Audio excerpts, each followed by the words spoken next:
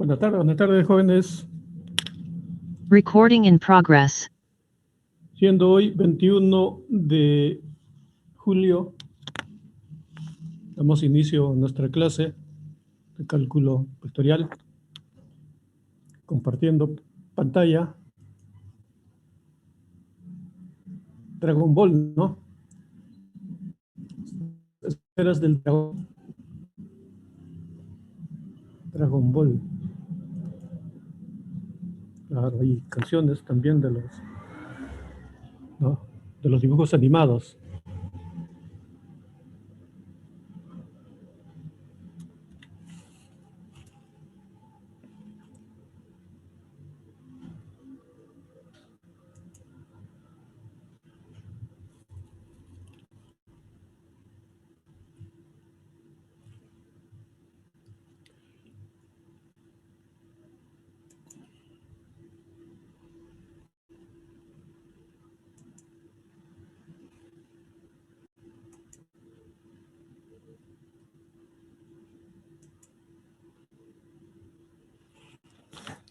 Dragon Ball y las esferas del dragón.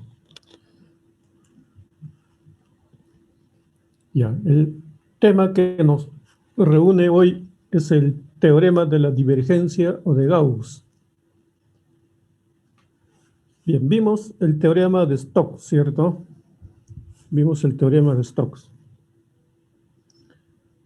A ver, volviendo al asunto del teorema de Stokes, a ver, acá recordando un poquito el enunciado, es uno de los grandes teoremas del cálculo vectorial, cuyo enunciado era el siguiente, ¿no? Ya. El enunciado era el siguiente, acá. Bueno, pues que teníamos nosotros una superficie abierta, ya el teorema de Stokes funciona, trabaja sobre superficies abiertas. En el caso de superficies cerradas es trivial porque ¿en qué sentido es trivial? Vamos a ver aquí la razón. Por ejemplo, acá tengo acá una superficie cerrada. Entonces, podría aquí, ¿no?, cortarlo. Entonces creo ahí dos superficies. Entonces, aplico Stokes para S1, recorriendo de esta manera, ¿no? Sí, recorriendo de esa manera. En sentido, sí, es de esa flechita. Y para S2, ¿no?, aplico Stokes, pero en sentido contrario a la flechita. Ahí está. Y como pueden ver, se ha actuado sobre el borde, o sea, sobre el corte, y los integrales de línea se han anulado, ¿no? Son opuestos, y por eso vale 0. Entonces, si fuera una superficie cerrada, vale 0. ¿Ya? Vale 0 ya, la integral. Bien. El teorema de Stokes establece una conexión entre las integrales de línea, como podrán ver, las integrales de línea, y las integrales de superficie. Esta es una integral de superficie. Ese es el puente que hay entre estas dos integrales.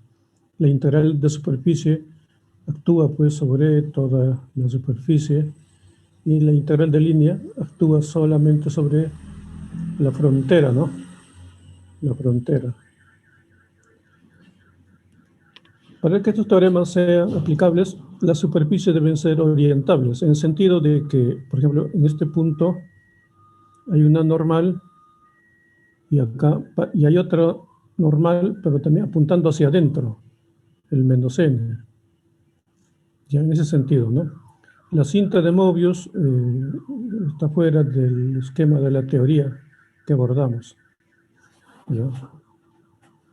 Puesto que es una superficie no orientable. Entonces, esta teoría es solo para superficies orientables. Las no orientables, bueno, felizmente son poquísimos, ¿no? Hasta ahora, son pocos.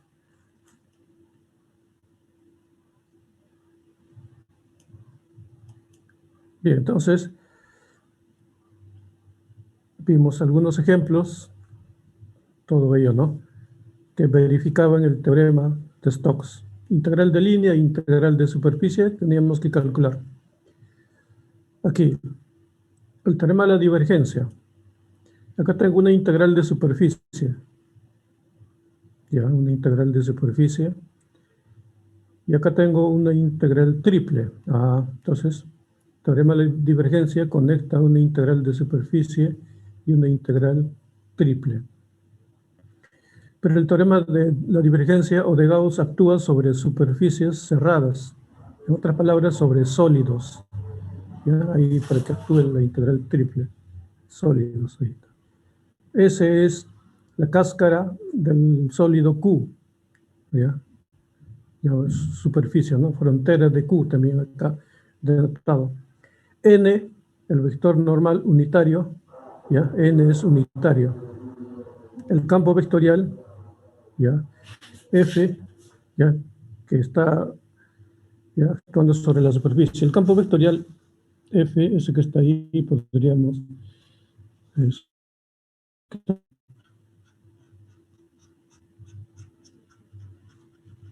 el campo vectorial. El campo vectorial F. Ahí está nuestro campo vectorial.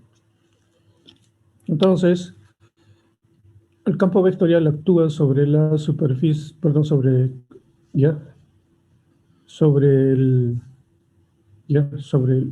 el objeto este Q. Entonces, sucede que ya pues tenemos esta igualdad entre una integral de superficie y una integral triple, ya, que actúa sobre la divergencia, miren. Por eso es el teorema de la divergencia, ¿no? La integral triple, pero sobre la divergencia de F. Se integra eso. Y se obtienen los mismos valores. Sigamos viendo los asuntos conceptuales.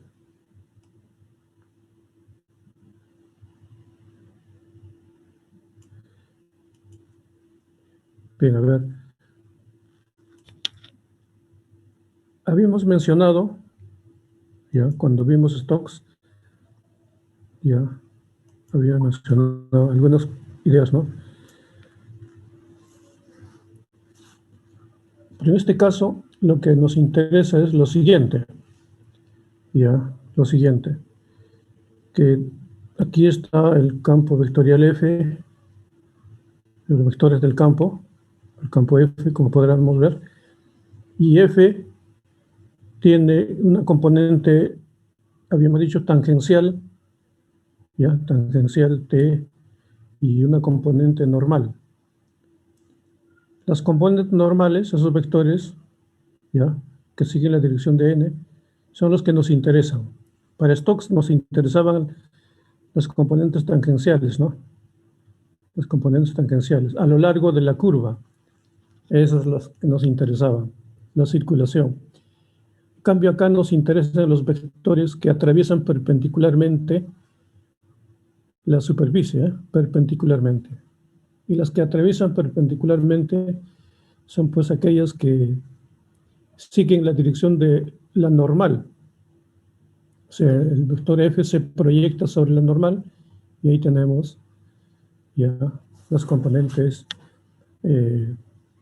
tenemos ahí las componentes perpendiculares. Bueno, en la parte numérica, este sería pues la componente perpendicular, ya, en términos numéricos, ¿no? Ya. Entonces, eso podría llamársele una especie de altura, ya. Y el área de la base sería pues, este pedacito. El punto tal que el volumen de este paralelepípedo, ya, el volumen de ese paralelepípedo, prácticamente de algún modo coincide con este número. Y eso lo entenderíamos, ¿no? Como la cantidad de fluido que atraviesa, ya, ese pedazo de superficie, ya, y está aproximado por el volumen de este, ¿no? La cantidad de fluido está aproximada por el volumen de este paralelepípedo. Entonces, esa es la idea. Ya, sumar ya, la cantidad de fluido que atraviesa ya, perpendicularmente ya, la superficie. Entonces, sobre toda la superficie sumamos y es lo que tenemos acá. Los componentes normales, ¿no? En la delta de esa, ¿no? El pedacito de superficie y se va sumando. La integral va sumando eso. ¿Ya? La integral va sumando eso que está ahí.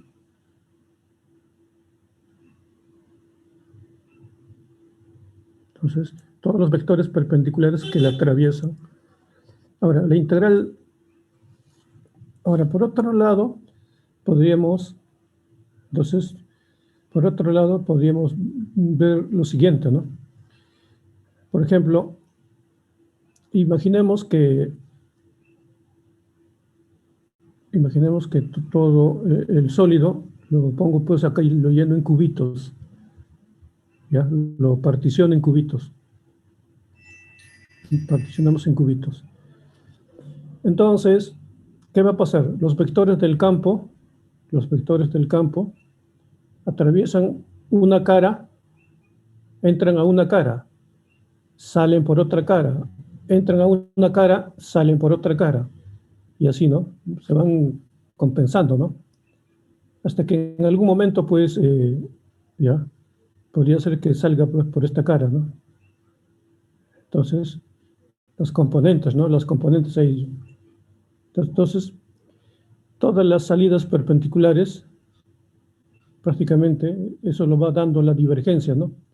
La divergencia. La divergencia nos dice, pues, ¿no? Todo lo que está ahí,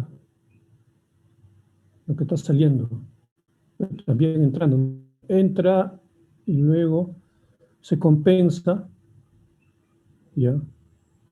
Ya se compensa con la salida por la otra cara. Entonces van viendo anulaciones, ¿se dan cuenta? Van habiendo anulaciones por esta cara. Entonces allí en ese sentido es positivo, es negativo. Pero al salir por otra cara es positivo y así se compensa. Entonces aquí hay sumas y restas en los cubos. Pero al final ya va a quedar algo. Ese algo que queda es prácticamente ya, los que salen perpendicularmente por alguna de las caritas que estén ahí colaterales, ¿no? Entonces, ya, la divergencia. Entonces la divergencia en algún momento puede ser totalmente ya, de salida o de entrada y así, ¿no? O puede ser cero. Eso dependerá, ¿no? Ya, dependerá ahí.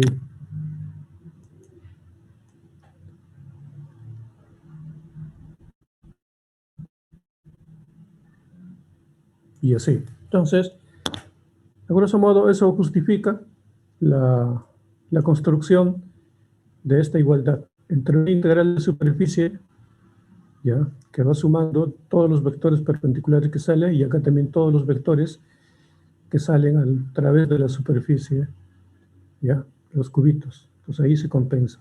Esa es la estrategia y la demostración está en los libros más avanzados, ¿no? Que no vienen al caso en este ciclo. Bien, entonces,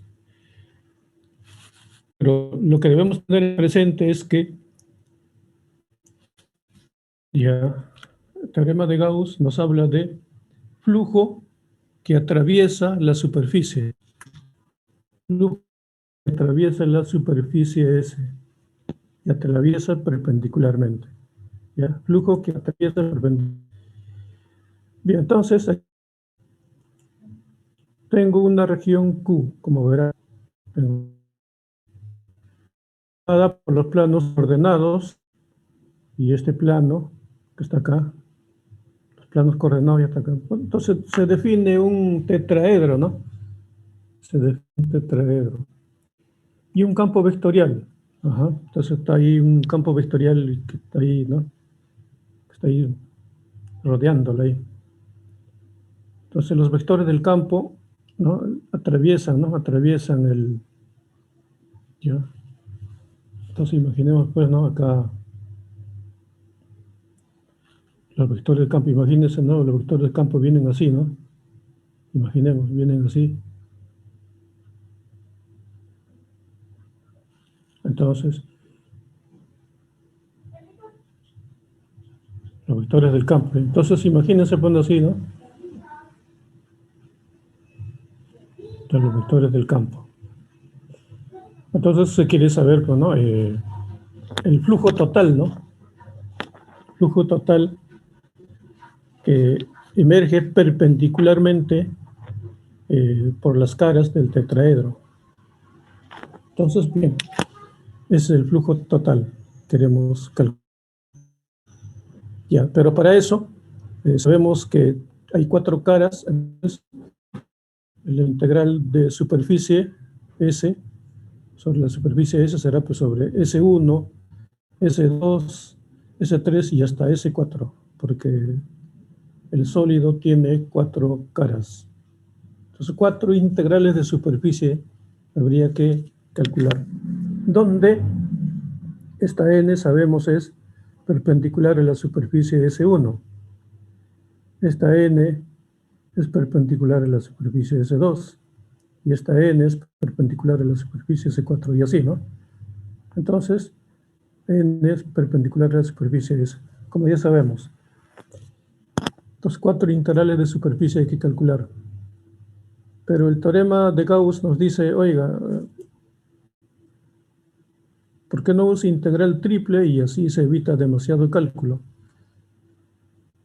Entonces, es lo que hacemos, ¿no? Entonces el teorema de Gauss, entonces aplico la integral triple. Si para eso simplemente necesito la divergencia del campo. A ver, ¿dónde está el campo? Ahí está el campo, ¿no? Derivada con respecto a x, 1. Derivada con respecto a y, 2y. Derivada con respecto a z, 1. 1 más 1, 2. Con 2y, 2 más 2y sería la divergencia. Ahí está, la divergencia. Bueno, como es una integral triple, entonces, ¿no? Ponemos los límites de integración, ¿no? Acá. Z, ¿de dónde varía? De 0 hasta el techo. De 0 el techo, pues ahí está, ¿no? Es el plano. Y varía de 0 a 3 menos y, acá. Ahí está y. Y, no, perdón, la x varía así, ¿no? Hacemos que x varíe así. Y y varía de 0 a 3. Y así está definido ahí esta relación. Y comenzamos a integrar, ¿no? Como es respecto a z, miren, respecto a z, entonces no hay problema, ¿no? Bueno, este 2, 2 sale 2, y así 2, 2, 2, ya listo, queda así. Entonces, es fácil integrar con respecto a z. Simplemente baja el 6 menos 2x menos 2y. Listo. Bueno, ahora sí, continuamos integrando ¿Ya? Con respecto a x, mira, ahí está x, y ahí está. Seguimos evaluando y así, 63 sobre 2. Esa parte es cálculo, ¿no? Veamos otro ejemplo, a ver. Sea la región sólida. Ajá, ahí está la región sólida, ¿no? Esta región sólida, en la anterior tenía estaba compuesto de 4 caras o 4 superficies, ¿no? Cámbiate 2, ¿no? El paraboloide y su tapa, ¿no? Que está abajo, S1. Entonces, sea Q la región sólida comprendida entre el paraboloide, ya, y el plano XY. Listo. Está el sólido. Paraboloide y su tapa. Comprobar el teorema de la divergencia para este campo. Teorema de la divergencia para este campo. Muy bien. Para eso, bueno, si debo calcular la integral de superficie que cuantifica el flujo que atraviesa la superficie del sólido, entonces deberé calcular dos integrales de superficie. Dos integrales de superficie. Una integral de superficie sobre S1, o sea, la tapa. Una integral de superficie sobre S2, que es el paraboloide. Bien. Debemos tener presente que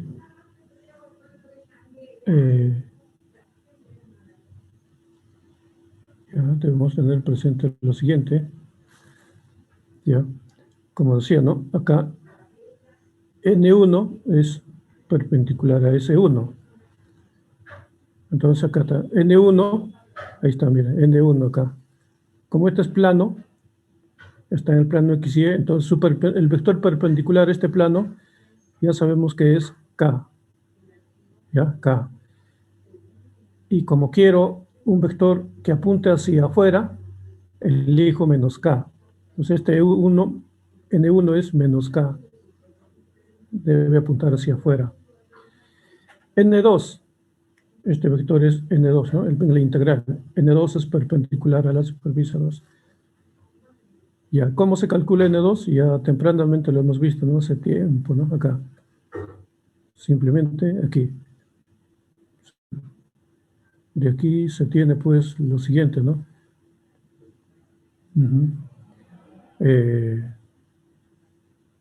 Despejamos, ¿no? Despejamos de un modo. Por ejemplo, podemos despejar así, ¿no? Así. No, bueno, siempre z más x cuadrado más y cuadrado menos 4 igual a 0. Ya. Inclusive habíamos aprendido a construir una función, ¿no? Pues derivo con respecto a x que tengo 2x. Derivo con respecto a y, 2y. Derivo con respecto a z, queda 1. Ahí está, entonces 2x, 2y, 1. Este es el vector perpendicular. ¿Será para afuera? ¿Será para adentro? El signo de 1 me dice, ese para afuera, arriba. Este 1 me está dando información. ¿Ya? Porque inclusive en el 0, 0 podría probarlo. En 0, 0, ¿no? Acá lo evalúo en esa altura, 0, 0, 4. Entonces ahí está, ¿no? 0, 0, 0. Ahí está 1, apuntando para arriba, para afuera. Entonces ahí está N2. Fácil de construir. Ya. Observe que N2 no es unitario. No es unitario. Entonces acá pongo N2 y N2 mayúscula. Entonces no es unitario, N2. N2 mayúscula. Bien, entonces tengo mis dos vectores normales. Prefiero trabajar con el N2 mayúscula un poco porque es más económico. Bueno, acá calculo la integral de superficie. Saber la de superficie, en el caso, en el problema de acá sería, ¿no? Así, ¿no? N1 con S1, N2 con S2. Y hasta ahí, la parte teórica. Ya, la integral de superficie pasa a ser una integral doble. Aquí está, un doble. Entonces la integral doble, ¿no? N1 ahora es K, pero ya estoy en el piso, miren, está ahí acá, en la proyección, en dominio D. La otra integral de superficie también se convierte en integral doble. Y sabemos que las integrales de superficie, para ser calculadas en integrales dobles, no necesita el unitario, simplemente con el enos diferencial de área. Creo que trabajamos en... Muy bien. Tengo F, tengo K, multiplico escalarmente. Acá está, mire. Tengo F y tengo K, multiplico por K, por menos K, queda menos Y cuadrado. Listo. Tengo N2 con F, acá está N2 y ahí está F. Un producto escalar y me conduce a esto de acá. Observo que la integral está sobre D y sobre D. Entonces al juntarlos, menos Y cuadrado con menos Y cuadrado se cancela y juntar. Ahora hay que trabajar con esto. Bueno, ¿y cómo es este asunto? Estoy calculando la integral de superficie. No olvidemos, sobre cada superficie. Ahí está. Acá veo x cuadrado más y cuadrado. Ya, entonces lo llevo a polares, coordenadas polares. Acá 2xy será 2c con r. La región es una región circular, como podrá observarse. Entonces, radio 2, teta, da la vuelta, 2pi. Entonces hay que trabajar con esto. Trabajando con esa integral, bueno, un poquito más para que quede así, ¿no? Separo. Es posible separar, ahí está. Acá también separo. Calculo y me da 0. Por lo visto, el cálculo es un poco así, algo elaboradito, ¿no? Ya. No olvidemos acá z, mire este z que se coló aquí, z, es este de acá, x cuadrado y y cuadrado. Z, mira, ahorita z también ha sido sustituido, mire, z. Y así es. Ahí está z. Entonces se calcula, ¿no? Todo eso. Y seguimos calculando y vale 0 la integral doble esa. Pero si aplicamos el teorema de la divergencia, entonces tendría que haber calculado la integral triple. La integral triple es excelente, ¿no? A ver, tengo acá mi campo vectorial. Calculo la divergencia. Oiga, la divergencia vale 0, miren. Derivando con respecto a x, 0. Derivando con respecto a y, 0. Derivando con respecto a z, 0. Ya la divergencia vale 0. Entonces la integral triple vale 0. Entonces, por las puras he gastado tiempo, ¿no? Integrando esta la de superficie, ¿no? Pude haber aplicado directamente, pues, ¿no? Teorema de Gauss.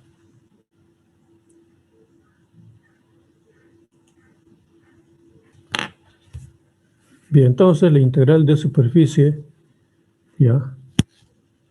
Oiga, entonces el flujo total es 0, miren. Eso quiere decir que el flujo total es 0. Miren.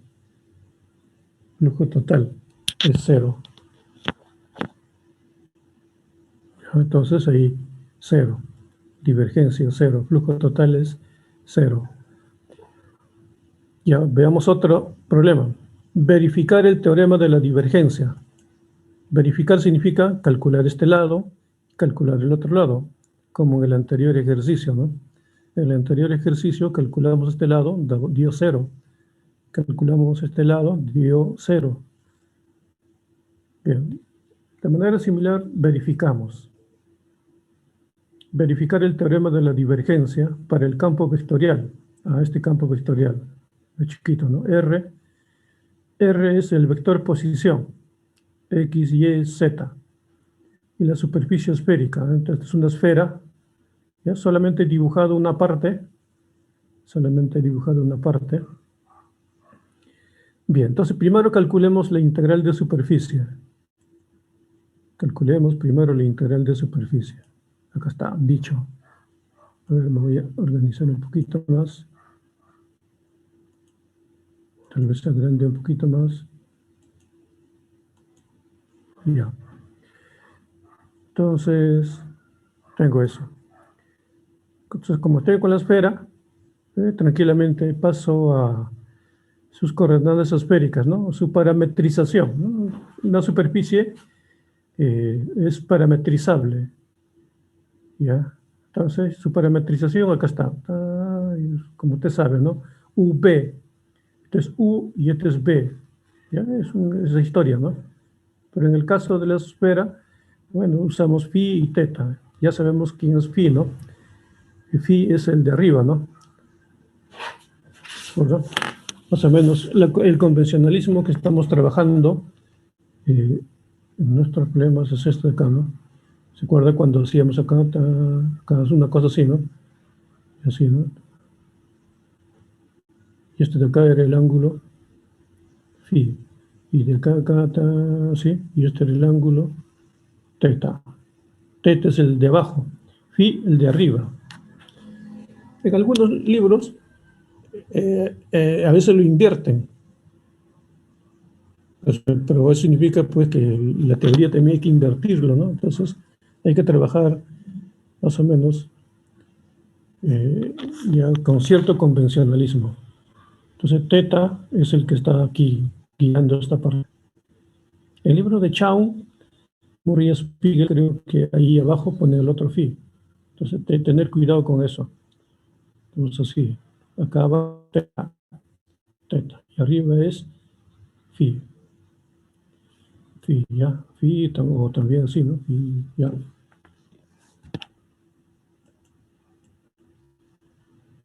Bien, tenemos eso. Ya, sigo. Entonces acá está mi superficie parametrizado. Nuestra superficie parametrizada, donde el phi varía de 0 a pi. O sea, está abajo, sí, está.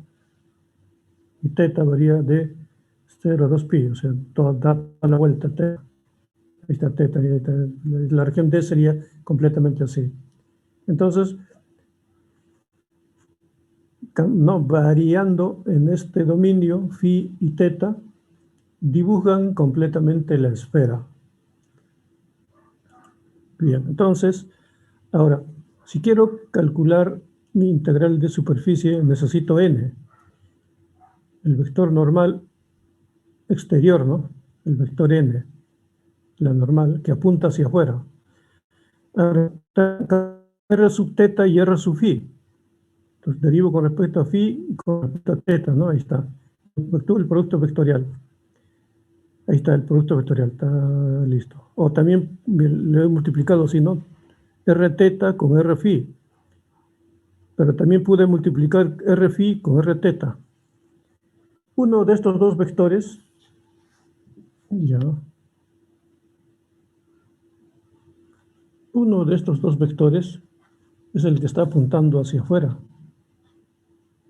Este de acá es R, no sé cuál de ellos será el que está apuntando hacia afuera. ¿Cómo averiguarlo? Entonces me voy a ubicar en un puntito, a ver. En un punto, ahí, acá en este punto 3. Entonces sus coordenadas son 0, 3, 3, no, 0, 3, 0. Y ya. Pero en esféricas, ¿cómo es? Para llegar a este punto, ¿no? El vector está acá, el phi, está acá el phi, va a tener que bajar hasta pi medios. Pi medios. Y el teta, ¿cierto? El teta, ha tenido que arrancar acá y está hasta pi medios. O sea, por eso es está pi medios. Entonces, al reemplazarlo, por ejemplo, reemplazarlo aquí, acá en pi medios se hace 0, ¿sí o no? Ya. Y acá coseno de phi también pi medios se hace 0. ¿Qué me va a dar? Prácticamente me va a dar que este de acá, ¿no? 0 menos 9, 0. Y este vector está apuntando hacia adentro. Entonces, esto de acá no es. Debe ser el otro, su opuesto, pues el otro. Este de acá debe ser.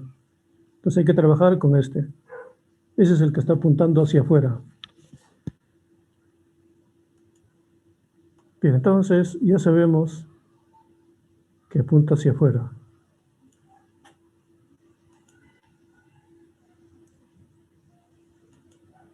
Ya, este de acá con el check. Este será la normal. La normal. Con el que hay que trabajar es la n. Esa n mayúscula es la que me permite pasar a la integral doble, ¿no? Ya para eso, ya entonces acá debo calcular mi integral de superficie. Pero para eso paso a integral doble. Como f por n diferencial de área. ¿Quién es n? Está acá, ¿no? Lo jalamos, está listo. Y así. Y f es el campo. ¿Dónde está f? F está acá. Ahí está r, su módulo. A ver acá. Esto acá, ¿no? F, ¿quién es? F de acá es igual a r y r raya. Donde r, esto de acá, r es igual a x, y más y, j más z acá, vector de posición. Y su módulo es r. En este caso vale 3, ¿no? 3. Por eso este de acá vale 3, ahí está el 3. Entonces ahí está la x, ya sabemos por la parametrización, y z. Listo. Entonces, ahí está f. Como tengo n, entonces f por n. F por n. ¿Dónde está phi por teta? Phi por teta está acá. Phi por teta. Entonces n y f, que está aquí, se multiplican, ¿no? Escalarmente. Ahí está. Entonces, ahí veo pues que aparece coseno cubo, coseno cuadrado. Entonces, aplicando las identidades trigonométricas, que es inmediatos, se reduce a esto de acá. 81 sobre seno de teta. Entonces, ya tengo ya este producto, f por n. Lo reemplazo 81 seno de teta. Listo. Ya es como tener diferencial de u, diferencial de b, ¿no? Estamos ahí en la integral doble, en la proyección. Estamos en la proyección. Y ya. ¿Y qué más? Phi varía de 0 a pi. Ya sabíamos, ¿no? De dónde a dónde varía phi. Teta de 0 a 2 pi, que define la esfera completa, ¿no? Esto de acá. Se calcula esta integral doble. Está ahí calculado. Se reduce esto. Solamente hay que integrar, ¿no? El seno, 81 seno, miren.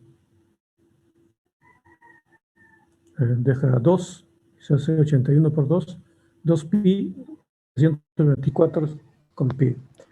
Ya, ese es el cálculo de la integral de superficie. ¿Y cómo sería el cálculo de la integral triple? La integral triple sería así. Hay que calcular la integral triple. Estoy verificando el teorema de la divergencia. El cálculo de la integral triple sería así. A ver, como este es mi campo vectorial, calculo la divergencia. La divergencia es 4R.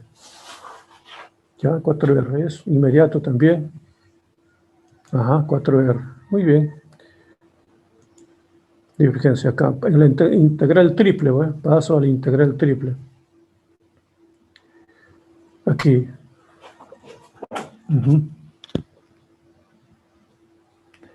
Tengo esto de acá. La integral triple, mire.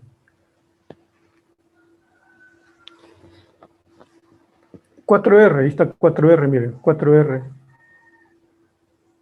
Ya, cambiamos un poquito el lenguaje, 4R. Sabemos que estamos en esferas, ¿no? Ahorita pasó a esféricas.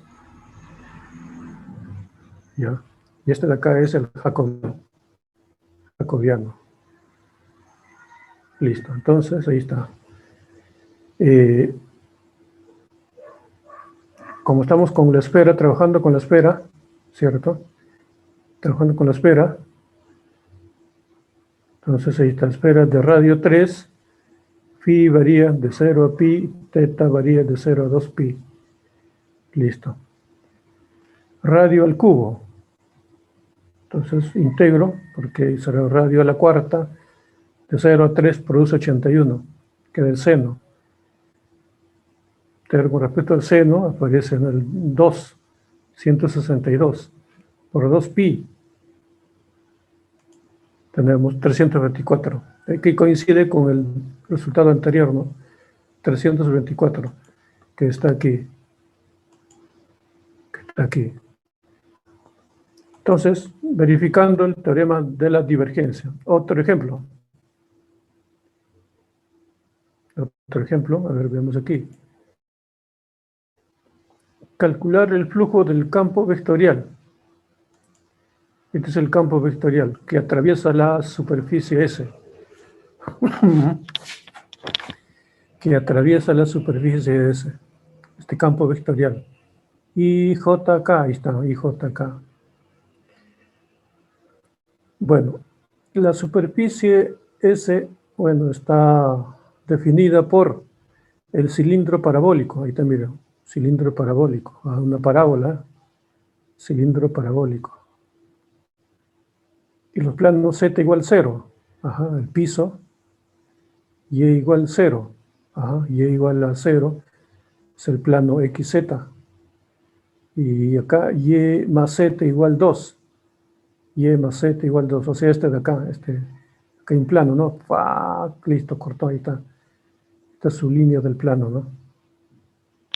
Y entonces, este es el sólido y la superficie. ¿Cuántos hay, no? Por ejemplo, está el piso, está el techo, van 2. El otro lado van 3, van 4. Hay 4 superficies, como se podrá ver, ¿no? 4 superficies. Entonces, una integral de superficie, ya, nos obliga pues a trabajar sobre S1, sobre S2, S3 y el piso, ¿no? S4. Ajá. Entonces, sobre S, F, E, diferencial de S, ya, 4. Pero podría usar pues el teorema de la divergencia, trabajar sobre el sólido, ya, por la divergencia de F, diferencial de volumen. Entonces, acá está mi campo vectorial, calculo la divergencia. Derivando con respecto a X, me deja Y. Derivando con respecto a Y, 2Y. Derivando con respecto a Z, 0. Mire. Y más 2Y, 3Y es la divergencia. Entonces, calcularé la integral triple sobre 3Y. Qué interesante. Entonces, conviene pues usar la integral triple para calcular el flujo total. El flujo total. Ahí está. Queda así. Sale 3 y queda Y. Pero Q, ¿cómo queda definido? Q, a ver, Y. Y. Entonces, Y varía desde aquí hasta acá. Va así, Y. Desde este, bueno, una especie de, este sería su piso, ¿no? Algo así, ¿no? Este es el nuevo piso. Va así. Y su techo sería pues este plano. Entonces y está yendo así, ¿no? Está listo. Sobre y. De 0 a 2 menos z, despejando, ¿cierto? Y z, ¿de dónde a dónde varía? Z varía, bueno, pues, ¿no? De 0 a la curva, ¿ya? De 0 a la curva, ahí está. De 0 a la curva. Y x varía de 0, de menos 1 a 1. De menos 1 a 1. Listo. Esta es la integral triple, ya con sus límites de integración. Lo que resta es operar. Operar. Acá y cuadrado. Bueno, y cuadrado sobre 2. 2 pasó al otro lado, queda y cuadrado. Bueno, evaluado entre 2 y z. 2 con z. Ajá. Y queda así 2 z. Listo. Ya me deseo de integro con respecto a z. Con respecto a z también, ¿no? Z sobre 3. Z cubo sobre 3.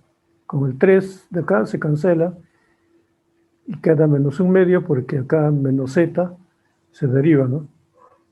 Y ahí está. Y luego se evalúa 1 menos x cuadrado, queda así. Bueno, y termino de liquidar este asunto y será 184 sobre 35. ¿Ya? Positivo el flujo, ¿no? Mira, el flujo es positivo. Ah, ya. Entonces hay un flujo positivo, ¿no? En este caso. Ya, la región es más o menos como un... Ya lo opuesto a un sumidero, ¿no? Bien, entonces, este es el teorema de la divergencia o teorema de Gauss. Teorema de Gauss. Bien, entonces, hagamos algunas reflexiones ya hasta este momento. Ya hemos visto, pues, las coordenadas. Hasta ahora hemos visto las coordenadas cartesianas, coordenadas cilíndricas y coordenadas esféricas. Pero si ustedes se están dando cuenta, yo estoy presentando mis campos vectoriales, mire, en coordenadas cartesianas. Mis campos vectoriales están en coordenadas cartesianas. Ya. Entonces,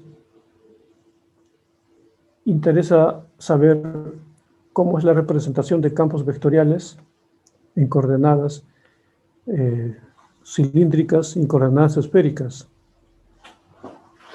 Y cómo son las representaciones en estos nuevos sistemas. Y entonces presento esta idea. Coordenadas cilíndricas. A ver. Aquí. Un poquito más a ver acá. Ya.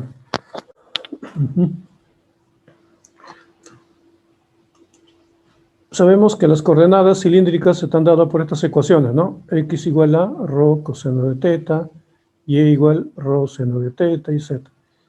Coordenadas cilíndricas. Listo. Coordenadas cilíndricas. Despejo rho, despejo teta y despejo z. Ajá, hasta aquí, como verán, no hay ningún problema. Están despejados. Y ya. Entonces acá viene algo interesante. Algo interesante. ¿Usted qué ve aquí? Estamos en el espacio, ¿eh? En X, Y, Z. Entonces acá rho depende, ¿no? Acá rho, estoy acá en rho, en el espacio. Entonces esto de acá es, rho es una función que depende de X y de Y, mire. Esta es una función que depende de Y y de Z. Y Z es una función que depende de sí mismo. El asunto está en lo siguiente. ¿Ya? El asunto está en lo siguiente. Como estas son funciones, ejemplo, ρ es una función de R3 en R. Hay que verlo de ese modo. Ρ es una función de R3 en R. Y si hago igual a 0, ¿qué pasa? Si hago igual a 0, voy a tener, perdón, una constante. Si hago igual a una constante, voy a tener x cuadrado más y cuadrado igual a una constante c cuadrado. ¿Y eso qué viene a ser? En el espacio viene a ser un cilindro. Ahí está el cilindro. Miren. Cilindro. Y si esto también lo igual a una constante, ¿qué voy a tener? Voy a tener, por ejemplo, acá tangente de θ. No. Mejor acá, voy por acá. Voy a tener y sobre x igual a, tomo tangente a ambos lados, aquí, tangente, despejo y sobre x, tangente de c, sigue siendo una constante, que le llamo, bueno, que le llamo c también. Y así tengo y igual a cx. En el espacio, ¿qué es esto? Un plano. Entonces, ahí tengo, en el primer caso, ρ me dio el cilindro. Primer caso, ρ nos dio el cilindro. Y en este caso, con la tangente y θ, esta parte de acá, lo he trabajado, ¿qué tengo? Un plano, ¿no? Un plano que pase por el origen. Entonces, acá dibujo el plano. Y ya, dibujo el plano que pasa por el origen. Listo. Ahí está el plano. Y si a z le hago constante, ¿qué tengo? El plano z igual c. Entonces ahí está otro plano. Este sería ya un plano, ¿no? Una especie de tapa ya. Listo. En otras palabras, estas tres ecuaciones me producen, nos producen tres superficies. Nos producen tres superficies.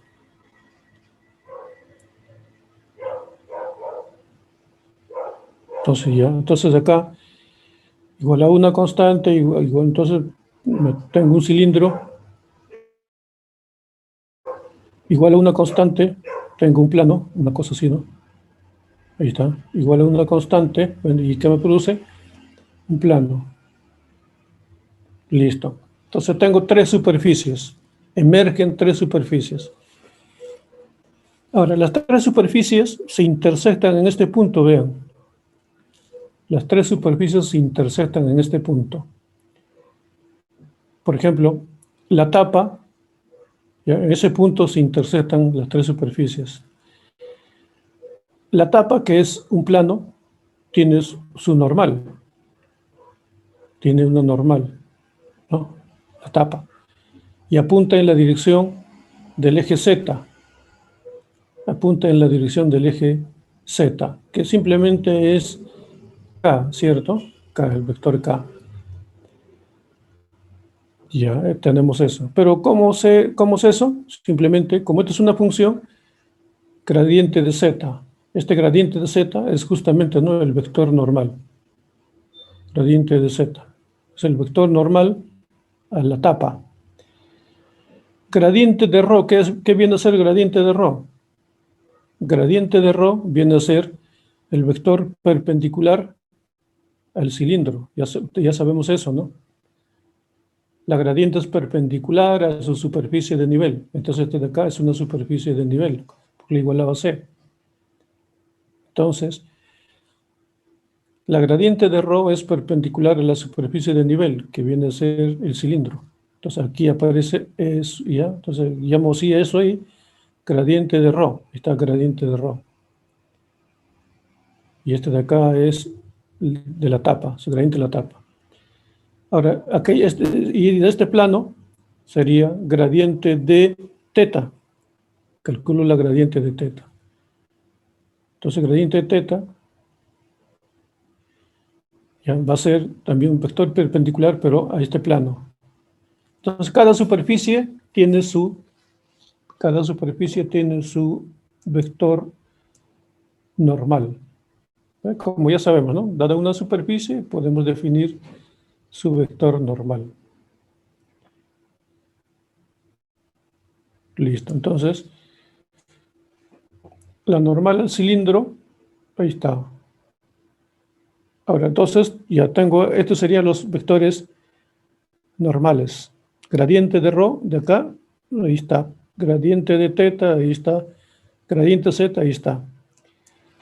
Ahora, algunos, veamos a ver ahora cómo sale el seno y el coseno. Veamos aquí. Calculo la gradiente. Gradiente de z, ajá, será así, ¿no? Derivando con respecto a x, 0. Derivando con respecto a y, 0. Derivando con respecto a z, 1. Ok. Acá. Esto de acá es ya, gradiente de ρ. Derivando con respecto a x, será x sobre, ¿cuánto? Sobre x cuadrado más y cuadrado, un medio, ¿cierto? Derivando con respecto a y, será y sobre x cuadrado, y cuadrado, todo eso a un medio. Y 0, ¿no? Ya calculé la gradiente. Sigo operando. Gradiente de ρ. Gradiente de ρ, ¿cómo queda? X es ρ coseno de teta. Abajo es ρ, ¿cierto? Arriba es ρ seno de teta. El radical de abajo es ρ, 0. Ρ con ρ se cancela, ρ con ρ se cancela y queda coseno de teta, seno de teta, y así obtengo esto de aquí. De manera similar, acá también, ¿no? Gradiente de teta. Bien.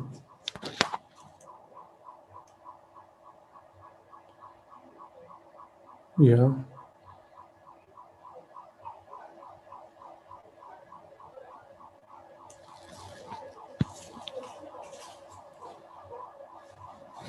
Entonces, tengo acá gradiente de ρ, gradiente de teta, gradiente de z. Ya, son vectores perpendiculares a su correspondiente superficie, pero no son unitarios. Entonces, las voy a hacer unitarias. Las voy a hacer unitarias. Para eso, divido por su longitud, ¿no? Divido por su longitud.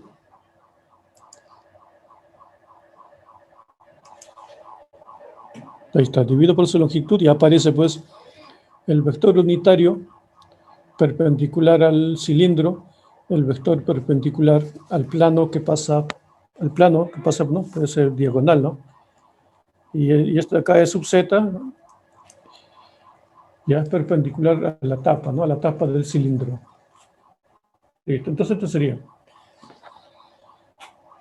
Ahora, entonces acá, como tiene longitud y vale 1, entonces ahí está el vector unitario, es su ρ. Prácticamente no cambia, ¿no? Pues su longitud vale 1. Lo he dividido por su longitud, tengo el unitario. En el subteta, ahí sí, ¿no? Ahí varía un poquito.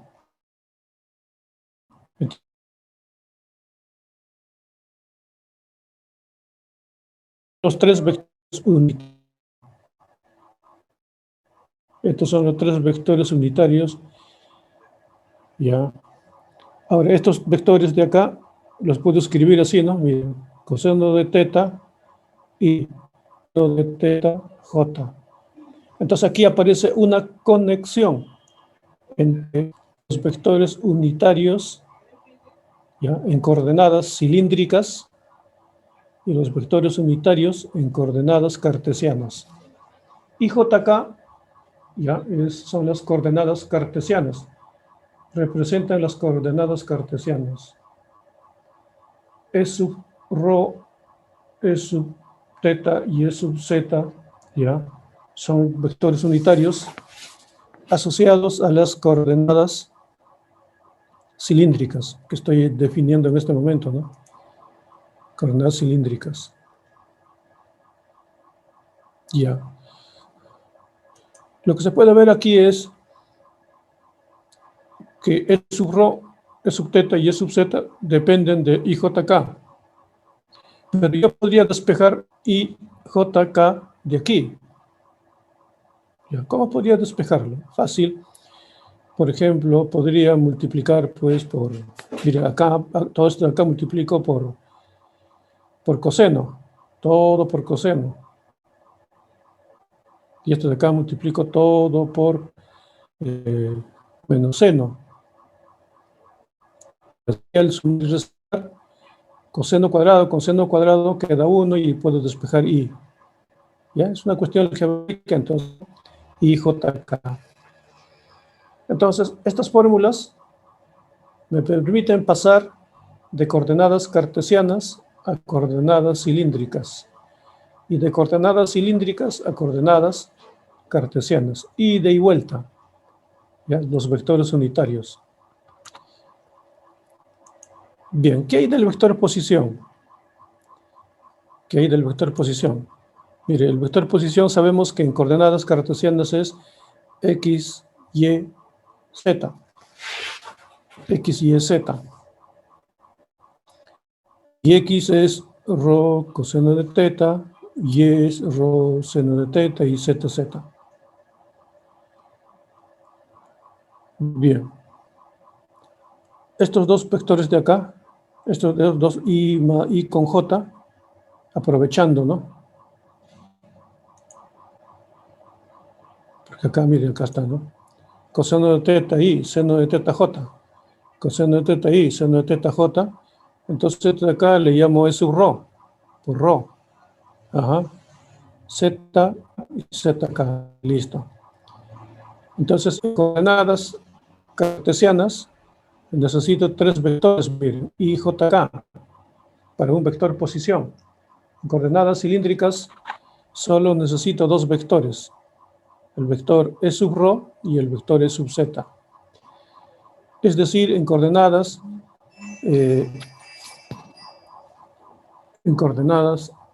cilíndricas, si uno está aquí, avanza en la dirección, ya, en esta dirección avanza, en esta dirección E sub rho, ¿qué longitud? En esta longitud. Y luego, ¿qué hace? Sube una distancia K en la dirección de E sub Z. ¿Ya? Entonces, este prácticamente sería el vector posición en coordenadas cilíndricas. Rho, E sub rho, K, E sub Z. Y justamente, ¿no? Es lo que hemos acá, ¿no? Mostrado. Ahí está. Esto de acá. Bien, entonces podemos hablar de vector posición en coordenadas cilíndricas y en coordenadas esféricas. Pero observe los movimientos que se han hecho, ¿no? Del origen, en la dirección del vector E sub rho, fa, y luego subimos. Dos movimientos. En cambio, en cartesianos, ¿cómo es? En cartesianos, X y Y, ¿no? X, Y y Z. Tres movimientos. Bueno, seguimos, a ver. Puedo derivar R con respecto a rho, ¿cierto? Puedo derivar R con respecto a rho. Puedo derivar R con respecto a teta. Puedo derivar R con respecto a Z. Entonces, miren lo que se obtiene. E sub rho, rho, E sub teta y E sub Z. ¿Ya? Y si le calculara las longitudes, su módulo, ya, ahí está, calculo módulo, eso de ahí, obtengo unos numeritos llamados factores de escala. Factores de escala. Es decir, acá su módulo vale 1, Su módulo vale ρ, su módulo vale 1. Listo. Ya, entonces de esa manera puedo construir algunos comentarios adicionales acerca de lo que acabo de obtener. A ver acá.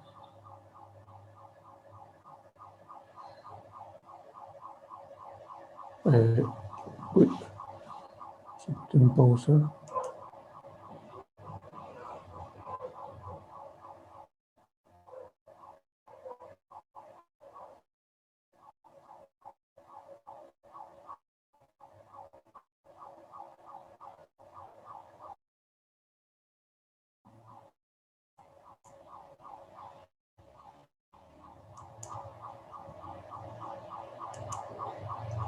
A ver, aquí se puso en pausa.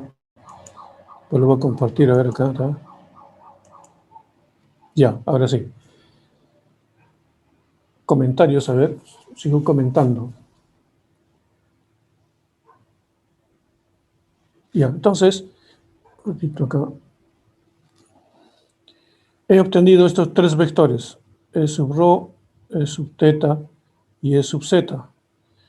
Ya, y bueno, en modo similar conocemos I, J, K. Y sabemos cómo se comporta esta terna, ¿no? Entonces, estos nuevos tres vectores, E sub rho, E sub teta y E sub zeta, se comportan de manera similar que IJK. ¿Qué quiero decir de manera similar? Que E sub rho por producto interno con E sub teta, por ejemplo, son ortogonales. E sub rho con E sub zeta son ortogonales. E sub teta con E sub zeta son ortogonales. Y tienen son de longitud unitaria. O sea, es un sistema ortonormal. O sea, un buen sistema. ¿Ya? Entonces, es interesante ese sistema. Quiere decir que es un sistema, de alguna manera, conformado por tres superficies, pero ortogonales. ¿Ya? Tres superficies, ya, ortogonales.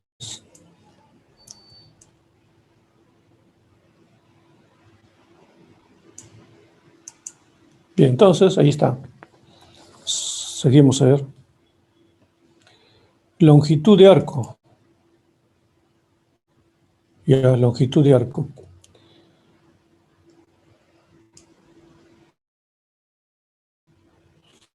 Entender por longitud de arco.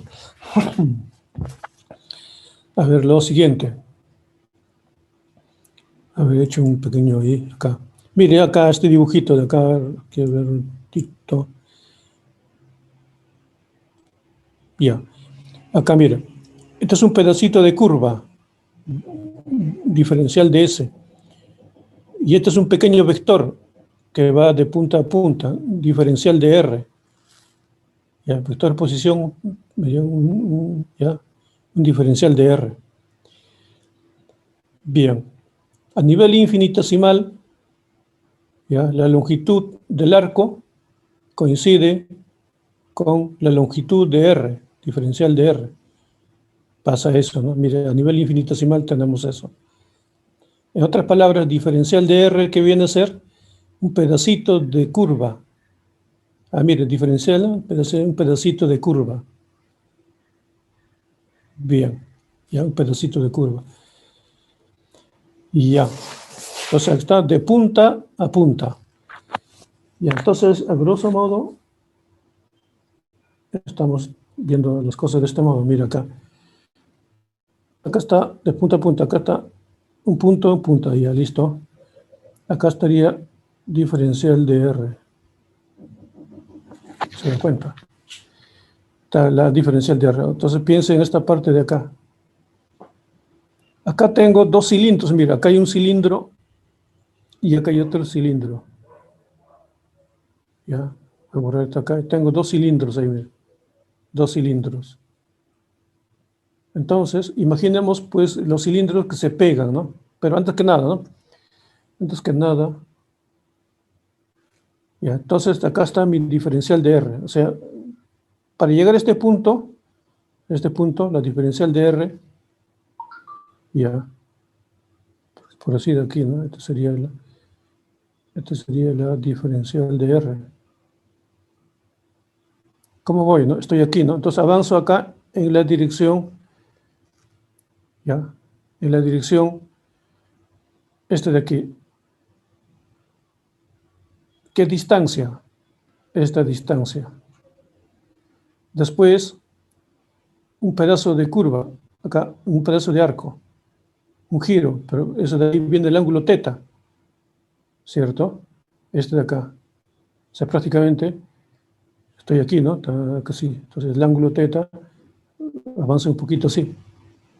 Entonces la longitud es rho teta en la dirección de este vector teta. Y luego se sube diferencial de z en la dirección z. Entonces, esto de acá, diferencial de r, sería pues esa representación. Bien, entonces, ya. Luego, r por r sería s cuadrado, ¿no? Acá, miren, acá, r por r sería s cuadrado. Tenemos esto. No olvidemos S que viene a ser diferencial de ese pedacito de arco, ¿no? Imagínense esos dos cilindros pegados, ¿no? Casi pegados entre sí. De tal manera que los puntos están cercanos entre sí también. Y entonces acá sacando raíz cuadrada queda así. Jugando con la notación, diferencial de S con respecto a T, mira. Acá, A, B, diferencial de arco. Seguimos. Ahí está, arco, ahí está. Sumamos los arquitos. Listo. Entonces, ¿se acuerdan esto de acá? Esta integral que hacía, esta integral me daba la longitud de la curva.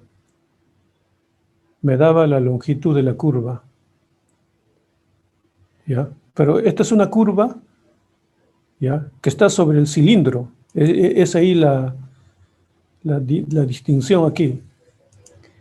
Porque estos dos puntos, ya, miren, este punto inicial y este punto final están en cilindros. Y estos dos cilindros como que se pegan al punto tal que este punto y este punto, ya, como que están en el mismo cilindro. Es decir, estamos hablando de una curva cilíndrica. ¿No? Esto de acá, diferencial de S, es una curva que vive, ya, está sobre la superficie cilíndrica. Entonces, la longitud de esta curva en la superficie cilíndrica está dado por esta integral. Ah, mire qué bonito. Denle una buena mirada.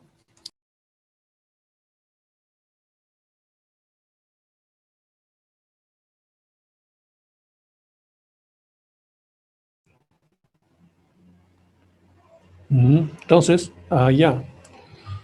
Entonces, tiene ante usted una hermosa fórmula que le permite calcular curvas sobre cilindros. Curvas, la longitud de curvas, pero sobre cilindros. En otras palabras, la superficie cilíndrica tiene una métrica. La superficie cilíndrica tiene una métrica. Esta sería su métrica. ¿Se da cuenta? Sería así.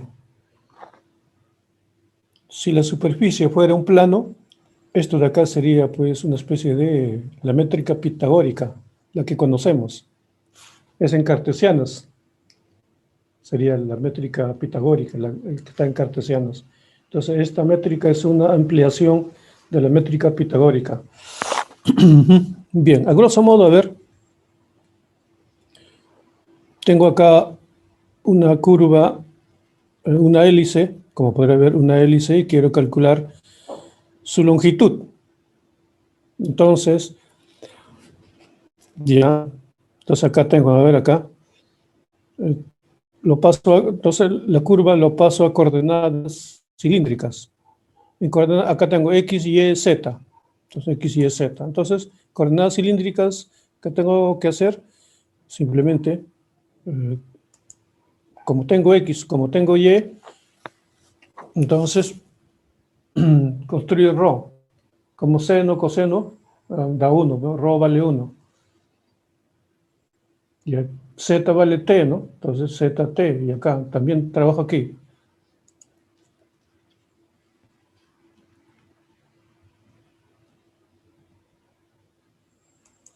Ahí está.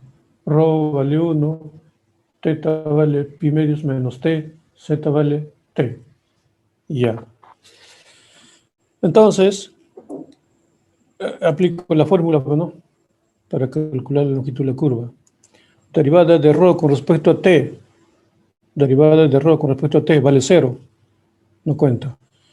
Derivada de ρ de θ con respecto a T. Derivada de θ con respecto a T vale menos 1. Al cuadrado 1. Como ρ vale 1, solamente queda 1. Ahí está un 1. Luego derivada de z con respecto a t. Derivada de z con respecto a t. Ajá, ahí está 1 también. Entonces calculo esto de acá. 2, raíz de 2. Ahí está. Sería la longitud de la curva. Pero el cálculo es usando la fórmula, la métrica del cilindro. La métrica del cilindro. Se puede verificar, ¿no? Calcular la longitud, pero en cartesianas. Como tengo x, y, z, entonces simplemente ya conocemos la fórmula, ¿no? Cartesianas. Derivo con respecto a x con respecto a t, y con respecto a t, z con respecto a t, reemplazo, y da el mismo resultado. Entonces, la longitud, pues, ya es un invariante, ¿no? Sigamos a ver con las coordenadas cilíndricas. Bien, entonces acá, acá es x r coseno de t, y igual r seno de θ, z igual a z. Bueno, estamos jugando también con las notaciones un poquito, ¿no? R, ahí está R, θ, ahí está, todo eso. Campo vectorial, E sub R, E sub θ y E sub z. Bien. Y ya, les he presentado estas fórmulas, ¿no? Estas fórmulas acaban de ser presentadas. E sub R, E sub θ y E sub z. Ya la conocemos. Y también despejo IJK, ahí están. Son las fórmulas de transformación para pasar del sistema cartesiano al sistema cilíndrico. Ahora, si tengo un campo vectorial, ¿ya? En coordenadas, cilíndricas, R, θ y z, ¿ya? R es el radio del cilindro, no olvidemos. Entonces, un campo vectorial. Entonces, para decir que está en coordenadas cilíndricas, entonces debe estar aquí guiado por sus vectores, ¿no? Dirección, ¿no? E sub R, E sub θ y E sub z, que están acá. ¿Ya? Si pusiera acá, pues I, J, K, sería pues en cartesianas. Pues E sub R, E sub θ y E sub z, mi campo es que estamos en coordenadas cilíndricas. Y F sub R, F sub θ y F sub z serían sus correspondientes componentes. A ver, entonces, un campo vectorial, ¿cómo se manipula? Del siguiente modo. Mire, este campo vectorial está en coordenadas cartesianas. Pasarlo a coordenadas cilíndricas. Ahí está, su primer ejercicio, ¿no? Pasar este campo que está en coordenadas cartesianas, pasarlo a coordenadas cilíndricas. A ver, si calculamos, ¿a dónde llegamos? Ajá, llegamos a toda esta cosa, ¿no? Un poco más complicada parece, pero es así. Y entonces, ¿qué hacemos? X, Y. Acá está X, Y, mire. X es R coseno de θ, Y es R seno de θ. Forma esta de acá. Ahí está X por Y. ¿Quién es Y? Y está acá, mire, está acá. Y está ahí. Jalamos y en lugar de I ponemos todo eso. Ahí está I. 2Z, ahí está 2Z. Bueno, Z es el mismo en cartesianas y en cilíndricas. J, acá está J, jalamos. ZX, ahí está. Z y X. K es E sub Z. Listo. Bueno, acá reescribimos, ¿no? Acá está E sub R, acá hay otro E sub R. Entonces agrupamos E sub R. Listo. Después E sub teta. Bueno, acá hay un E sub teta, miren. Acá hay otro E sub teta. Agrupamos E sub teta. Ahí está su componente. Y E sub z igual, ¿no? Ahí está, ahí. No hay que agrupar ahí. Bueno, entonces todo esto acá bien, donde aparece E sub R, E sub teta y E sub z, es la representación del campo F en coordenadas cilíndricas. Ahora veamos otro ejemplo.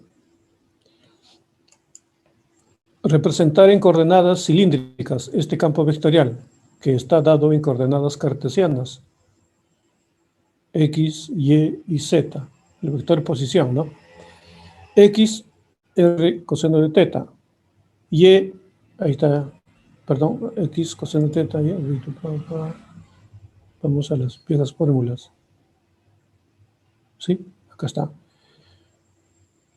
Entonces acá X, acá está X, Y, jalamos Y que está acá, venga usted aquí, listo, esa es la Y.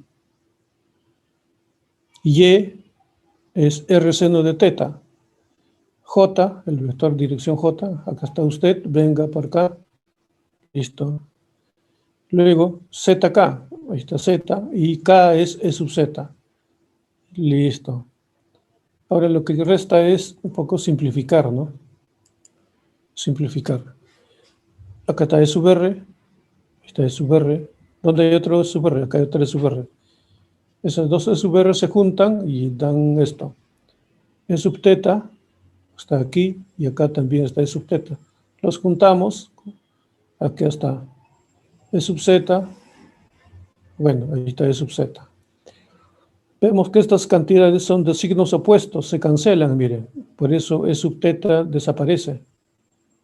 Y acá aparece seno cuadrado, coseno cuadrado. Se están sumando y solamente dejan a R.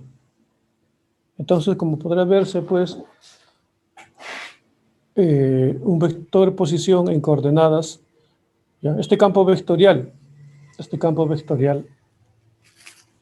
en coordenadas cartesianas asume esta forma en coordenadas cilíndricas. Entonces ya sabemos escribir campos vectoriales. Y a ver, otro, más ejercicios, ahí está. Este campo está en coordenadas cartesianas. Representarlo en coordenadas cilíndricas. Nuevamente volvemos acá. X cuadrado, ahí está. R coseno de teta al cuadrado. Esta es la I, que depende de E sub R y E sub teta. X por Y, está X por Y, miren.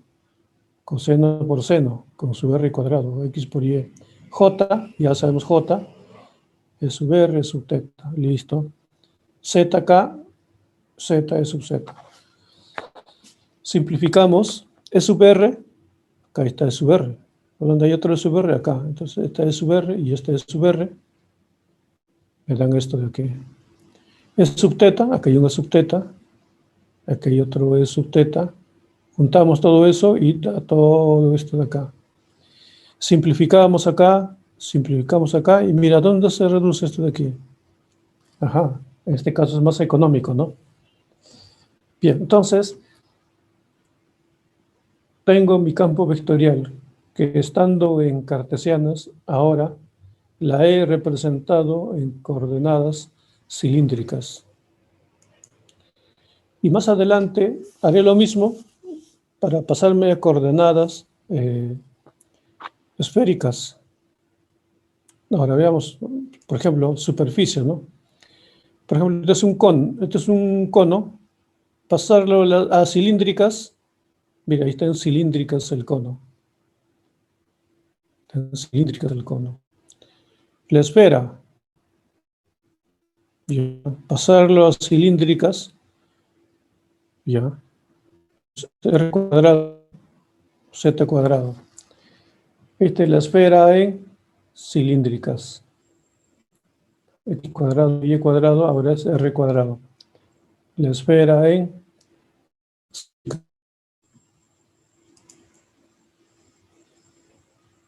Y así, el paraboloide en cilíndrica. Y así.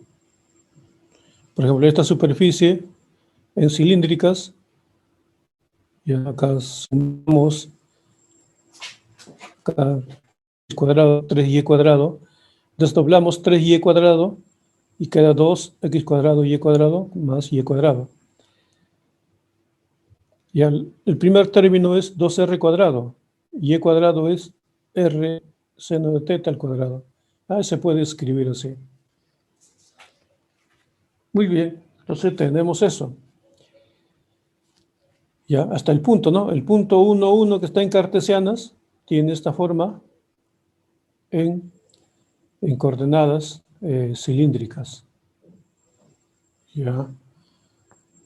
Mira, x vale 1, y vale 1, y según las fórmulas, esa de ρ es igual a x cuadrado más y cuadrado a la 1 medio, por eso da raíz de 2.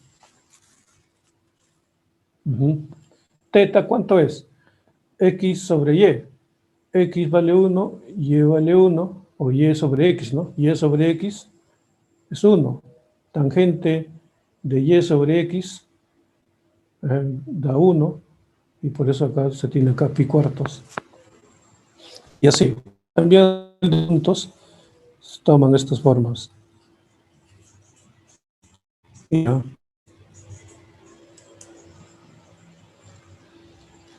Rotacional. Ahora, ¿cómo se trata de asunto rotacional? Si uno tuviera, por ejemplo, un campo vectorial, como ya sabemos, en coordenadas cilíndricas, ¿cómo calculo su rotacional? Esta es la fórmula en coordenadas cilíndricas. Esta es la fórmula. Ya. Bueno, vayamos directo al uso de la fórmula. ¿No? Se parece a lo que conocemos, ¿no? Mira acá, los componentes F-ρ, F-teta y F-z están F-teta y F-z. Con la única variante de que acá hay un ρ, mira. Hay un ρ. Y acá también, mira, ρ. Y acá también. Entonces, esta sería la fórmula para calcular el rotacional de un campo vectorial dado en coordenadas cilíndricas. Calcula el rotacional del campo vectorial. Ahí está, mira, ahí está el campo vectorial. Debemos calcular el rotacional. Simplemente aplicamos la fórmula. Simplemente aplicamos la fórmula. A ver, veamos. Acá sub ρ, teta es sub z. Listo. Parcial con respecto a ρ, parcial con respecto a teta, parcial con respecto a z, no hay problema. El 1 sobre ρ, listo. Más bien los componentes. Acá el componente ρ. Paso por acá ρ. Z seno de teta. Z, teta. Y esta ρ que le acompaña, ¿no? Y ya. Luego, ρ z. Ρ z. Listo. Y esto de acá lo calculamos, ¿no? A ver, ¿cómo sale acá? Este de acá, el primer elemento acá, derivada con respecto a teta, mire, 0, ¿eh? Por eso es 0.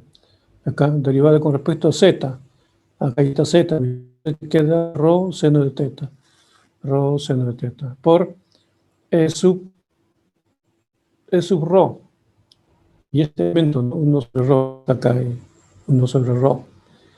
Y se sigue, ¿no? Acá se sigue, y tenemos esto. Se sigue acá, el último, tenemos esta parte de acá. Y luego,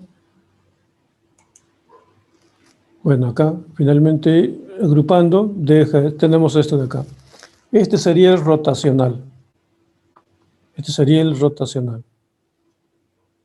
Veamos otro ejemplo.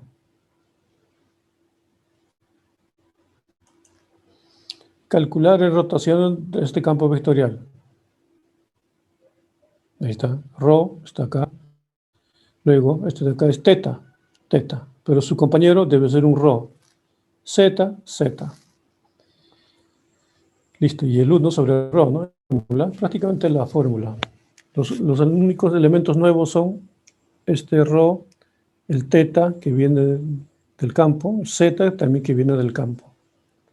Listo, calculamos la íntegra, el determinante, a este de acá, 0, ¿no? Miren, derivada de teta con respecto a teta, pero es z, entonces 0. Esta acá, derivada de rho teta con respecto a z, 0. Y así, 0, 0. Finalmente parece que sobrevive solo la última parte, ¿no? Entonces, calculamos el determinante. Y mire lo que queda. Ah, ya. Entonces, el rotacional de este campo vectorial es este elemento de acá. Otro campo vectorial, ¿no? También en coordenadas cilíndricas. Bueno, estamos en el mundo de las coordenadas cilíndricas ahorita. Bueno, hagamos una especie de correlación. Veamos este campo vectorial. Calculo el rotacional. En cartesianos estoy, ya, miren, estoy en cartesianos. Calculo el rotacional, usted ya sabe, ya, la fórmula, ¿no? Para calcular el rotacional en cartesianos. X, Y y Z, con I y JK. Calculo. 0. Ah, ya, 0. Ahora, en cilíndricas. Ya, primeramente lo paso a cilíndricas, el campo vectorial. Ahí está. Cilíndricas. Simplifico, acá está. Listo, ya está simplificado. Ya. Todavía sigo simplificando. Coseno cuadrado, seno cuadrado, ahí está. Entonces, ahí está mi campo vectorial. Ya lo paso, mire, el campo vectorial tiene rotacional 0. Esa información me lo han dado las coordenadas cartesianas. Simplemente paso a coordenadas cilíndricas. El campo. Ahí está el campo en coordenadas cilíndricas. Ya. Aplico la fórmula para calcular rotacional. Rotacional, pero en cilíndricas. Está la fórmula, ¿no? Coeficiente de E sub rho. De E sub teta, 0. Y así, ¿no? Z. Calculamos esto. Calculamos esto de acá. Y ahí está. Oigan, ¿no? Da 0, miren. Da 0. Entonces, es decir, pues acá vemos que ya es invariante, ¿no? La condición de que rotacional vale 0, ¿no? Un campo irrotacional lo es en cualquier sistema. Y así podemos calcular la gradiente. Ya, la gradiente de un campo vectorial. Bueno, aquí podríamos establecer una deducción, a ver, poco para no el hilo. Mire, tengo acá mi campo vectorial. No, perdón, tengo acá mi campo escalar. Rho, teta y zeta. La gradiente sabemos que es, ya, un vector. La gradiente es un vector. Está la gradiente ahí, el vector. Como vector, me interesa representarlo en coordenadas cilíndricas. Como es un vector, pero yo lo quiero representar en coordenadas cilíndricas. Y siendo así, debe ser su componente en la dirección E sub rho, su componente en la dirección E sub teta, su componente en la dirección E sub zeta. Listo. Pero, ¿cuánto vale a 1? ¿Cuánto vale a 2? ¿Cuánto vale a 3? Y simplemente recordamos algunos hechos de las derivadas direccionales. Mire. Ya, ambos lados lo multiplico por ¿quién? Lo multiplico por E sub rho. Mire, multiplico por E sub rho. Lo multiplico por E sub rho, 0. Por E sub rho, 0. Por E sub rho, 1. Solamente queda 1. Es decir, arribo esto de acá. Arribamos a eso. Y ya. Pero este es un vector unitario y esta es la gradiente. Entonces, esta es una derivada direccional. Esta es una derivada direccional. Esta derivada direccional apunta en la dirección rho. Apunta en la dirección rho. Pero la dirección rho es una dirección lineal. Es una dirección lineal. Entonces, prácticamente es la derivada de f en la dirección de rho. Eso es lo que dice acá, ¿sí o no? Apunta en la dirección de rho. Es el lenguaje que ya habíamos hablado, ¿no? Cuando digo derivada parcial con respecto a x, ¿qué significa? Que está apuntando en la dirección del eje x. Y en este caso, del eje rho, algo así, ¿no? En la dirección de rho. Por eso aparece acá a sub 1, ¿no? En la dirección de rho. Acá, lo mismo acá, ¿no? Acá, por ejemplo, en la 3, un pequeño salto. Acá multiplico por E sub z, ambos lados.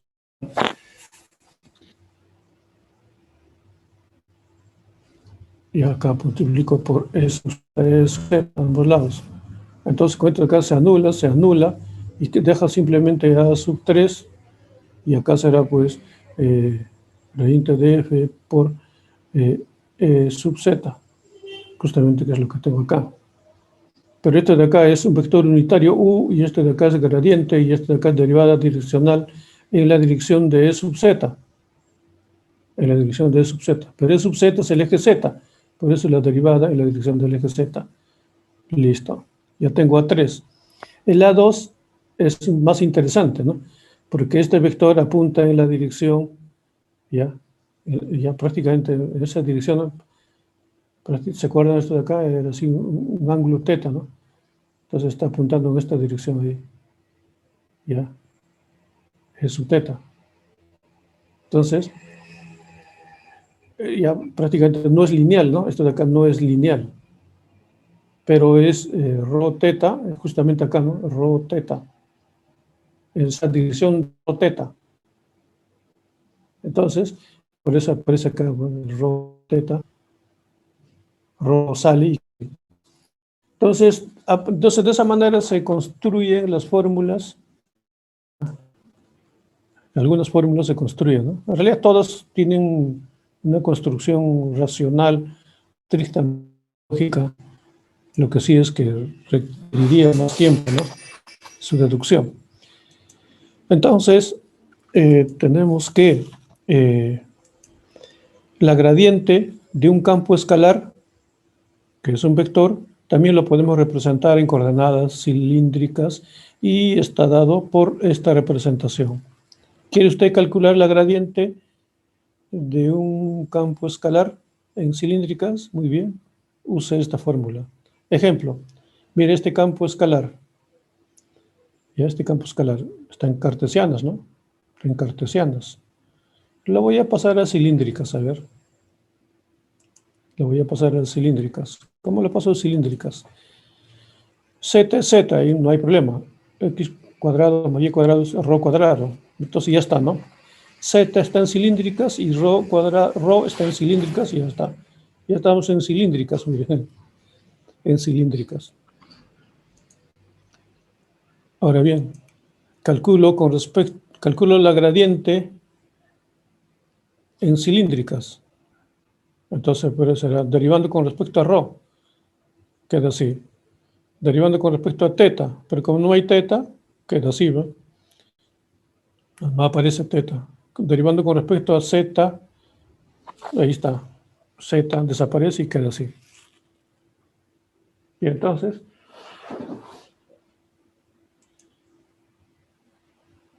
acá está. Derivando f con respecto a rho. Derivando f con respecto a rho. Ahí está, mire. Rho cubo aparece.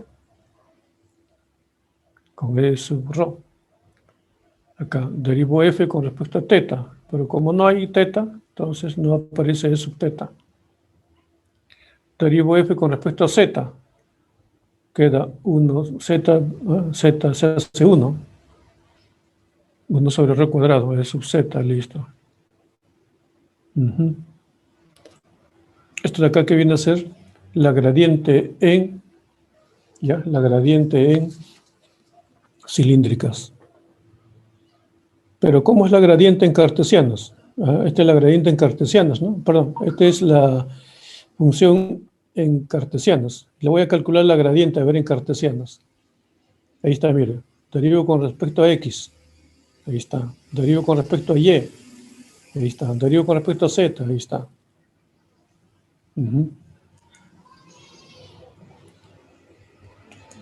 Listo. Y luego podría pasar esto, x cuadrado y y cuadrado al cuadrado es rho a la cuarta. Paso a... no. Ya, fíjense lo que estoy haciendo. Y acá en vez de x pongo, no. Pongo el coseno. Ya. Y acá también el rho cuadrado, rho cuadrado. Y sí. Entonces, simplemente, y junto, y jk, entonces aparece el E sub rho y el E sub z.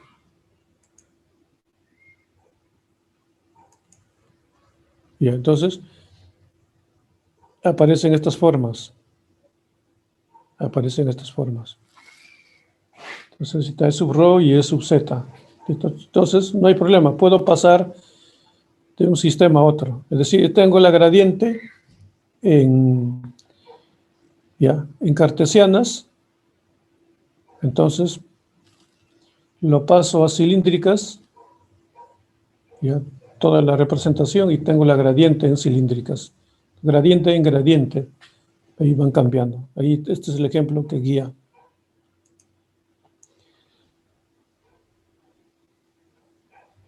Y así pues está la divergencia, mire. Fórmula para calcular la divergencia. Tengo mi campo vectorial. E sub rho, E sub teta, E sub z. Sus componentes. F rho, F teta y F z. La divergencia es así. 1 sobre rho, todo esto. 1 sobre rho, todo esto y así. Entonces ahí tenemos la fórmula para calcular la divergencia. Entonces observe rho por F rho, ¿no? Es su componente. F teta, acá está F teta y F z, está acá la divergencia. Calcule la divergencia del campo vectorial. Pues ahí está mi campo vectorial, miren, en cilíndricas. F rho, ahí está su componente F rho. Z, seno de teta, F teta. Fz sería rho con z. Bueno, simplemente, ¿qué hacemos? Divergencia, 1 sobre rho. Rho f teta, rho con rho cuadrado. 1 sobre rho, ahí está 1 sobre rho. F teta, ahí está z con seno. Fz, mire, es rho z. Yeah. Ahora acá derivo con respecto a rho. Derivar rho cuadrado con respecto a rho. Derivando rho cuadrado con respecto a rho, sería 2 rho. Con esta rho de abajo, queda 2. Y así, ¿no? Acá derivo con respecto a teta. Entonces, sale el z y queda coseno. Entonces ahí está z coseno sobre rho. Y acá derivo con respecto a z. Derivar rho z con respecto a z. Solamente queda rho. Ahí está rho. Entonces esa sería la divergencia. Entonces tenemos fórmulas para calcular rotacional, la divergencia y el gradiente. Entonces de manera similar, acá tengo un campo vectorial. Ya, tengo un campo vectorial. ¿Qué es lo que hago? Aplico la fórmula.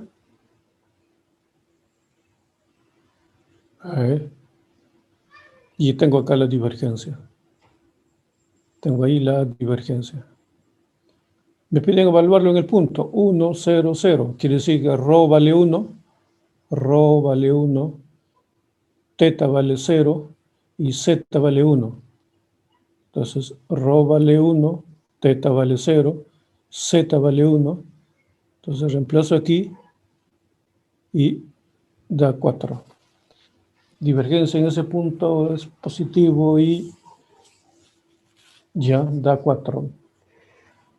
Bien, entonces ya es una fuente, por decir, ¿no?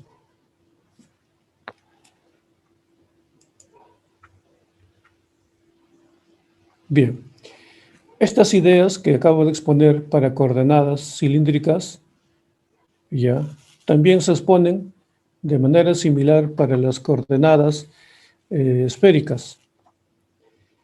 En las coordenadas cilíndricas, como lo he mostrado, aparecen pues 3 superficies, ¿no? Cilindro, aparece un plano y aparece otro plano, ¿no? Y esto de acá, entonces aquí este cilindro tiene un vector perpendicular, ¿no? ¿Cierto? Y este de acá también tiene su perpendicular, sub teta, y este de acá también tiene su perpendicular, sub z. Entonces, este era un sistema ortonormal. ¿Se da cuenta? Este sistema cilíndrico. Cilíndrico. Ahí, el sistema también que conocemos es el cartesiano. El sistema cartesiano es realmente 3 planos. ¿Ya? El sistema cartesiano es formado por 3 planos. Esos 3 planos son estos de acá, miren. Acá están los 3 planos. Este plano y este plano. Ahí están. ¿Se da cuenta? Esos son los 3 planos del sistema cartesiano. Ahí está bien, está un plano, otro plano y otro plano. Entonces, tenemos pues ahí, ¿no? En este punto hay 3 planos perpendiculares entre sí. Entonces, en un punto del espacio hay un cilindro, un plano y otro plano perpendiculares entre sí, en cada punto del espacio. Entonces, de esa manera, con esa idea, construimos las coordenadas esféricas. De tal manera que voy a tener una esfera, se da cuenta, un cono y un plano. Y en un punto del espacio, estas 3 superficies se van a cortar, van a ser perpendiculares. Van a ser perpendiculares. Por ejemplo, en este punto, ahí está, ¿no? El E1, el E2 y el E3, el IJK son perpendiculares. Entonces, en este punto, este de acá también va a tener su perpendicular. Esta superficie va a tener su perpendicular. Se dan cuenta, ahí está. Y este de acá también va a tener su perpendicular. Entonces, en este punto, estos 3 vectores se van a cortar. Bien, eso es lo que será pues, el tema de la siguiente clase. Y que hablo de 3 superficies. Ajá, mire. Acá, mire, le he igualado a una constante. Entonces acá sale la esfera, mire, la superficie de nivel es una esfera. La superficie de nivel es una esfera. Y este es un plano, mire, este es un plano, ¿no? ¿Se acuerdan? Igual a una constante, tengo un plano. Igual a una constante, esto es un cono. Y repito la misma historia. Calculo su gradiente, su gradiente, su gradiente. Esos vectores son perpendiculares a sus correspondientes superficies de nivel. Y así construyo los vectores unitarios. El vector unitario que apunta en la dirección de radio, en la dirección de teta y en la dirección de phi. Esos que construimos. Y así llego a construir, ¿qué cosa? La métrica que me permite calcular la longitud de una curva, ¿ya? La longitud de una curva sobre una esfera. Entonces, al parecer, puedo juntar tres superficies, los intersecto, ¿no? Y se forma un punto, una perpendicularidad, entonces puedo definir un sistema con cada tres superficies. Y así puedo generar, al parecer, infinitos sistemas de coordenadas en el espacio. Bueno, ese será tema de mayor diálogo en la siguiente clase y los abandono porque tengo clase con otro curso y pues nos estamos viendo, seguimos calificando. Pasen un buen fin de semana y nos estamos viendo, jóvenes. No, profesor. Ya nos vemos. Ya, chao, chao, nos vemos. Recording stop.